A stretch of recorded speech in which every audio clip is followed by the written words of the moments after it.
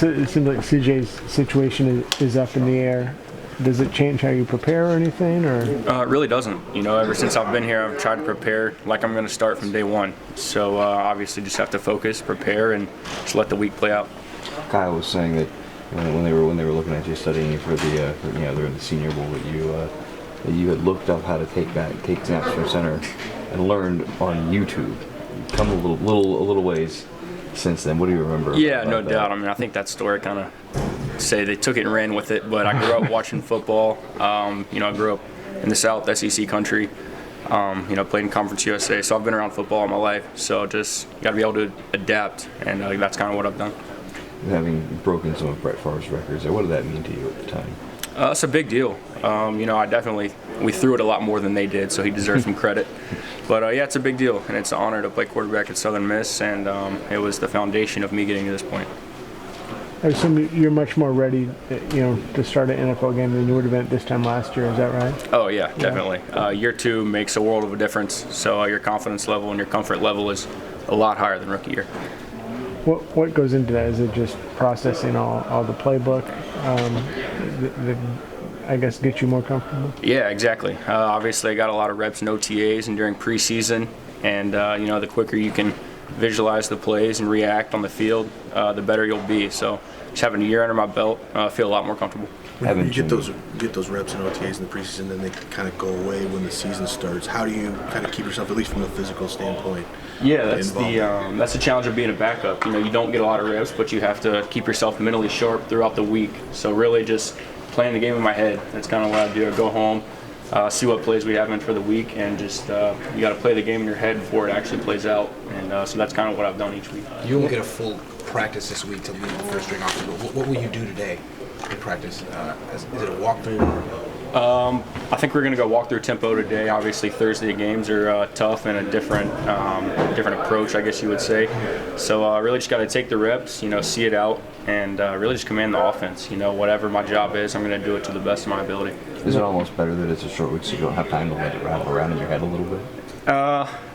You guys can decide. I don't know. I just, it is what it is. It's a situation. It's a short week. And, that's why we're in this business. You got to just be tough, and whatever comes at you, you got to be ready for it. And so I think definitely this team is ready to prepare and attack Thursday. What have been your impressions of the offense? That you're halfway through the season. There were a lot of yards were being produced those first 6 games, not so much the last 2. Definitely. We definitely know that we have capability. No matter who's out on the field, we have capability, and we know that we can be a great team. And so it's just a matter of finishing. That's what Shanahan preached today, finish. So whatever's going to take that next step, we got to make it happen. Nick, how different is it running an offense off cards in practice as opposed to being in the huddle and spitting out the play call? I would say it's a pretty good bit different. And scout team, you're obviously looking at the cards.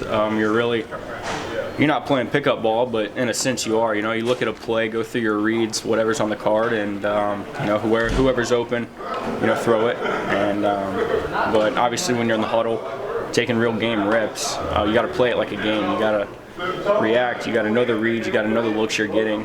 And so there's definitely a difference, but at the same time, no matter what it is, you're trying to improve yourself. What's Jimmy done, or how has he kind of helped the quarterback room now that he's back and can't do anything out there on the field? Yeah, Jimmy just brings a great positive energy to the locker room. Ever since he's been here, no matter what he does, whether he's playing well and playing great or obviously, unfortunately, injured and just being around the locker room, he just brings a great positive energy, and he's been a great teammate since the day he got here. How's he helped you personally in terms of learning this offense, getting more comfortable? I think the biggest thing is his leadership, honestly. The way he came in and just took over the locker room, it's really cool to see. And you can only hope that guys like me and CJ can command the same respect. And so that's what I admire about Jim. When did you start diving into Raiders film, and what impressions of them?